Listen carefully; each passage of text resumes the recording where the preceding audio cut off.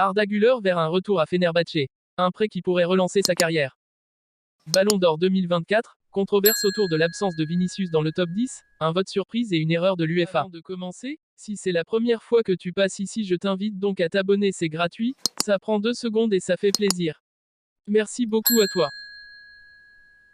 Arda Güler, étoile montante du football turc, incarne le rêve de milliers de jeunes joueurs. Après des débuts prometteurs avec le Real Madrid, où il a déjà démontré des éclairs de son talent malgré un temps de jeu limité, sa situation actuelle pose question.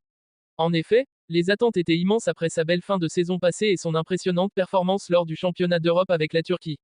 Avec 6 buts en 440 minutes, Arda avait fait forte impression, s'imposant comme une jeune pépite prometteuse.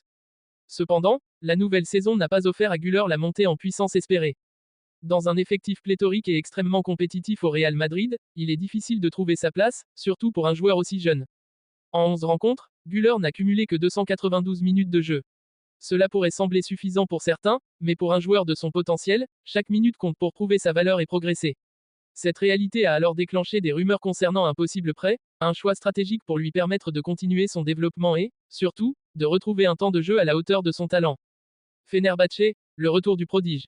Parmi les prétendants, Fenerbahçe se montre particulièrement motivé pour rapatrier Arda Güler. Le club turc, où il a explosé aux yeux du monde, connaît mieux que quiconque les qualités de ce jeune milieu offensif. Selon Fanatic, Fenerbahçe serait prêt à formuler une demande officielle au Real Madrid dès l'ouverture du mercato hivernal pour le faire revenir au pays en prêt.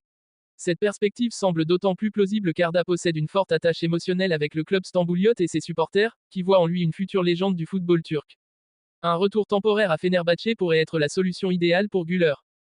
En retrouvant un environnement familier et un club qui lui fait pleinement confiance, il pourrait non seulement accumuler davantage de minutes, mais aussi s'imposer comme un élément clé de l'équipe. Fenerbahçe, en course pour le titre en Super League, offrirait à Arda un rôle déterminant, lui permettant de prendre des responsabilités, d'explorer tout son potentiel, et de travailler sur des aspects de son jeu encore perfectibles. Un tremplin pour un retour en force au Real Madrid. Pour le Real Madrid, prêter Arda Güler pourrait aussi être un geste stratégique. En le laissant s'aguerrir dans un environnement compétitif mais où il est davantage protégé de la pression médiatique, le club pourrait en récupérer un joueur plus mature, mieux armé pour affronter les exigences du haut niveau en Liga et en Ligue des Champions. De plus, en étant titulaire à Fenerbahçe, Arda aurait l'occasion de prendre des repères en tant que meneur de jeu, un rôle qu'il pourrait exploiter pleinement au Real à son retour. L'option d'un prêt ou la persévérance à Madrid. Malgré tout, d'autres options pourraient se dessiner pour Güler, dont celle de rester et de continuer à se battre pour sa place à Madrid. Carlo Ancelotti, connu pour sa gestion humaine des joueurs, pourrait être tenté de conserver ce jeune prodige et de lui offrir progressivement plus de temps de jeu. Güler serait alors face à un défi de taille, gagner la confiance de son entraîneur dans un milieu déjà très compétitif. La décision finale dépendra donc de plusieurs facteurs, la stratégie du Real Madrid, les ambitions personnelles de Güler, et, bien entendu, l'engagement de Fenerbahçe à le faire revenir. Le Ballon d'Or 2024 suscite de vives polémiques, notamment autour de la place, ou plutôt de l'absence, de Vinicius Junior dans le classement des 10 meilleurs joueurs. Cette controverse est alimentée par un vote particulièrement discuté, celui du journaliste salvadorien Bruno Porcio, rédacteur en chef d'El Gráfico, qui a créé la surprise en omettant totalement l'attaquant brésilien du Real Madrid de son top 10. Porcio, connu pour son franc-parler, n'a pas hésité à justifier ce choix radical. Selon lui, Vinicius, bien que doté d'un talent indéniable, n'incarne pas le leadership ni la régularité nécessaires pour figurer parmi les tout meilleurs de l'année. Il a pointé du doigt ce qu'il considère comme un manque de fair play de la part du joueur, un aspect qui aurait entaché ses performances et impacté l'image du Real Madrid. Pour Porcio, malgré les éclats de génie du Brésilien, notamment lors de sa course mémorable face au Borussia Dortmund, Vinicius reste trop inconstant pour s'imposer comme un pilier du système madrilène. En se défendant de tout parti pris anti-Real, Porcio a d'ailleurs souligné qu'il n'hésitait pas à placer un autre madrilène, Jude Bellingham, en tête de son classement. Selon lui, Bellingham représente l'équilibre parfait entre technique, maturité et impact décisif, à la fois en club et en sélection anglaise, ce qui fait de lui le joueur le plus méritant pour cette année.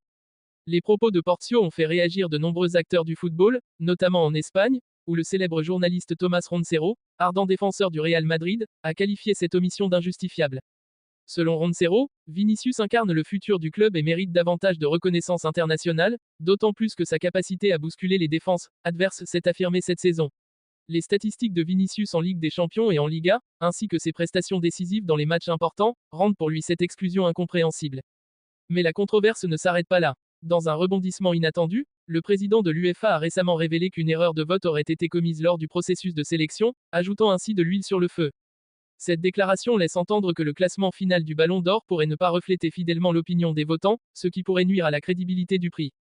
L'erreur, dont la nature exacte n'a pas été dévoilée, pourrait concerner un mauvais calcul des points ou une mauvaise attribution des votes lors des étapes finales. Cette révélation a immédiatement relancé les débats sur la transparence des procédures de vote pour le Ballon d'Or, avec certains observateurs demandant une enquête approfondie et la publication des détails du processus. Pour de nombreux fans et analystes, cette erreur de vote et l'absence de Vinicius dans le top 10 soulignent les limites de l'actuel système de sélection, perçu par certains comme manquant de rigueur et trop influençable. Cette affaire rappelle également des polémiques passées autour du Ballon d'Or, où des choix controversés et des erreurs de calcul avaient déjà terni l'image de cette prestigieuse récompense. D'ores et déjà, certains supporters brésiliens et madrilènes ont lancé des pétitions pour réclamer une révision des résultats, tandis que les réseaux sociaux se sont enflammés avec des débats houleux entre partisans de Vinicius et ceux qui, comme Porcio, estiment que son absence est justifiée. À quelques jours de la publication officielle du classement, cette polémique prend donc une ampleur inédite. Les organisateurs du Ballon d'Or sont désormais sous une pression croissante pour apporter des clarifications sur cette mystérieuse erreur de vote et pour s'assurer que la transparence devienne une priorité dans les futures éditions.